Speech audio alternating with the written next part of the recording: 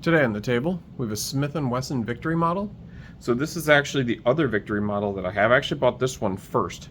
The difference between this one is it has more of a war finish on it, and it also has its lanyard loop. So most of them have this lanyard loop, and they're very distinguishable too, is because if you look here on the serial number, they have a V right here in the front. So that's the V for the Victory model, then you'd have to flip the loop over so you can read the rest of the serial number. This one is obviously very, very old. It's World War II-ish would be when this one was made. It is a 6-shot 38, as you can see here. And then, like I mentioned just a second ago, it does kind of have like a war finish. So like on those Webley Mark IVs, if you're ever looking, or if you collect Webleys and stuff, Webley Mark IVs have a war finish on them. So like in Indiana Jones and the Last Crusade, they used a Webley Mark IV in the movie. That cavalry guy had one with a war finish.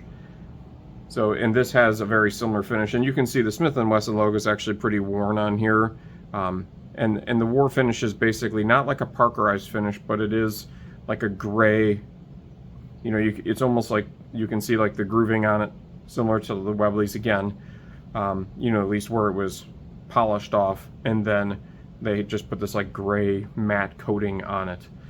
It does have its blade front sight, or half moon front sight, and just the V-notch rear. The hammer on it is similar to my other Victory model as well, meaning that the grooving here on the top is pretty worn down, because again, it's a very old pistol. It's 80 or 90 years old. It does have, and it is all original. I mean, it has its, every part on it is original, and the serial number, which you can see here, the serial number on the barrel is actually the same serial number that matches the frame of the gun as well too. That was the other reason why I wanted it specifically. The trigger has its grooving lines on there, as you can see, which is like basically almost like your standard target trigger. Timing on it is great. It doesn't have any really, for as old as it is, there's very little play in it whatsoever on the barrel. But it is just a super cool gun. I mentioned the movie Indiana Jones and the Last Crusade, but the reason I actually got this one is because it was in the movie Goodfellas. And at the time I was trying to collect every pistol from the movie The Goodfellas, and I needed a Victory model with this size barrel.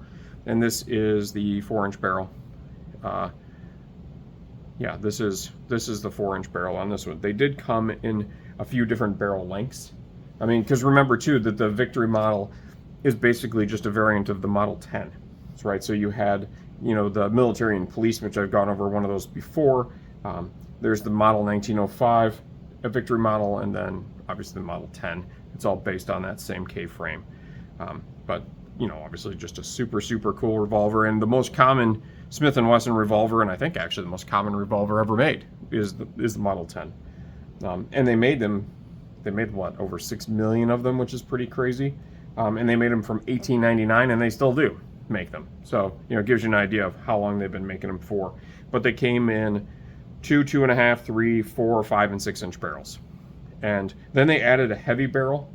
But I guess I'll go over the calibers too. Like I said, this is a 38 special. They did make a 38-200, which is like the 38 Smith & Wesson rounds, which I showed you on another Webley that I have. And then they also came in a 38 Long Colt as well. So, you know, just kind of a cool variations of different ones that you could have. But yeah, just a pretty cool revolver. If you have one, let me know if you have one. I've not shot this one. I probably should, because it's so easy to clean and I have rounds for it, because it's just 38 special rounds. Oh, and then if you are a collector as well too, I helped some guys the other day when I was out shopping, but this is a pin barrel. You want to look for revolvers that have the pin barrel if you're collecting Smith & Wessons. You know, it obviously just makes them there. That means they're the earliest ones, and, you know, just better put together at that point. So anyways, if you have any comments or questions, let me know below. Let me know if you have a Victory model, especially, or if you remember the scene from Goodfellas that this was in, and just let me know in the comments. Thanks again.